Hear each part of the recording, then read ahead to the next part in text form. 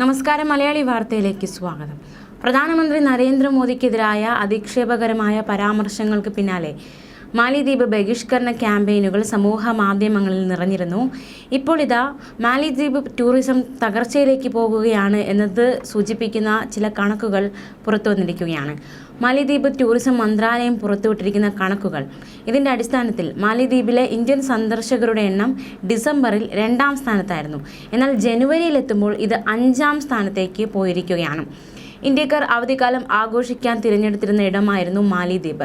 ജനുവരി മാസം 28ാം തീയതി വരെ 13,989 പേർ മാത്രമേ ഇന്ത്യയിൽ നിന്ന് മാലിദ്വീപിൽ എത്തിയിട്ടുള്ളൂ.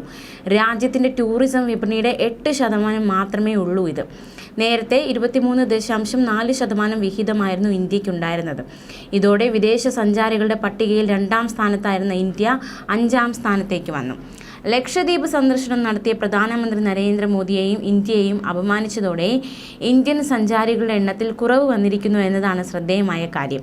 2023 ഡിസംബറിൽ 1,74,416 റഷ്യൻ പൗരന്മാരാണ് മാലിദ്വീപിലെത്തിയത്. ഇതോടെ 24.1% വിപണി വിഹിതവുമായി റഷ്യയാണ് 1ാം സ്ഥാനത്ത്. 1,61,751 വിനോദസഞ്ചാരികളുമായി 23.4% വിഹിതവുമായി ഇന്ത്യ 2ാം സ്ഥാനത്താണ്. ഇതിനിടെ നയതന്ത്ര ബന്ധത്തിൽ ഉലച്ചിലുകളുണ്ടായി. ഇതോടെ സഞ്ചാരികളുടെ എണ്ണവും വിപണി വിഹിതവും കുറഞ്ഞു. മാലിദ്വീപിന്റെ സമ്പദ് വ്യവസ്ഥയിൽ തന്നെ ഇത് പ്രകടമായ തകർച്ചയ്ക്ക് കാരണമായി. സമ്പദ് വ്യവസ്ഥയെ ത്വരിതപ്പെടുത്താൻ ടൂറിസത്തെ ആശ്രയിക്കുന്ന രാജ്യമാണ് മാലിദ്വീപ് എന്നതാണ് ശ്രദ്ധേയമായ മറ്റൊരു കാര്യം. ലോകബാങ്കിന്റെ കണക്കനുസരിച്ച് സമ്പദ് വ്യവസ്ഥയുടെ ഏകദേശം 1/3 വിനോദസഞ്ചാര മേഖലയിൽ നിന്നാണ് കിട്ടുന്നത്. മാലിദ്വീപ് സന്ദർശിക്കുന്നവരിൽ അധികവും ഇന്ത്യക്കാരായിരുന്നു എന്നതും ശ്രദ്ധേയം.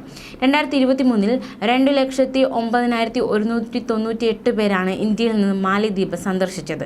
ടൂറിസം വിപണിയുടെ 11% വരും ഇത്. 2018 മുതൽ വിനോദസഞ്ചാരികളുടെ വരവ് കൂടുതലും ഇന്ത്യയിൽ നിന്നായിരുന്നു. ഇതിനിടയിൽ രാജ്യത്തെയും പ്രധാനമന്ത്രിയും അധിക്ഷേപിച്ച് മാലിദ്വീപ് മന്ത്രിമാർ വിവാദ പരാമർശം നടത്തി. വളരെ കോളിളക്കം സൃഷ്ടിച്ച സംഭവമാണത്. ഇതോടെ ഇന്ത്യയുടെ ഐക്യദാർഢ്യം പ്രഖ്യാപിച്ച് മാലിദ്വീപിലേക്കുള്ള ഫ്ലൈറ്റ് ബുക്കിംഗ് റദ്ദാക്കുന്നതായി നിരവധി ഇന്ത്യൻ ട്രാവൽ ഏജൻസികൾ പ്രഖ്യാപിച്ചു. നയതന്ത്ര തർക്കത്തിന് ശേഷം മാലിദ്വീപ് സന്ദർശിക്കാനുള്ള പദ്ധതികൾ മാറ്റുകയും റദ്ദാക്കിയ ടിക്കറ്റുകളുടെ സ്ക്രീൻഷോട്ടുകളും മറ്റും സമൂഹ മാധ്യമങ്ങളിൽ പ്രചരിച്ചിരുന്നു. #ബോയ്ക്കോട്ട് മാലിദ്വീപ്സ് ക്യാമ്പയിൻ സമൂഹ മാധ്യമങ്ങളിൽ പ്രചരിച്ചിരുന്നു.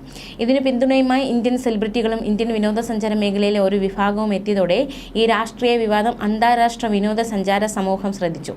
മാലിദ്വീപിന് പകരം ഇന്ത്യക്കാർ ലക്ഷദ്വീപിനെ ഉയർത്തിപ്പിടിക്കുകയും അവിടേക്ക് യാത്രകൾ നടത്തണമെന്നുമായിരുന്നു ഈ ക്യാമ്പയിനിൽ പങ്കെടുക്കുന്നവർ ഉന്നയിച്ച വാദം. ന്യൂസ് ഡെസ്ക് മലയാളി വാർത്ത.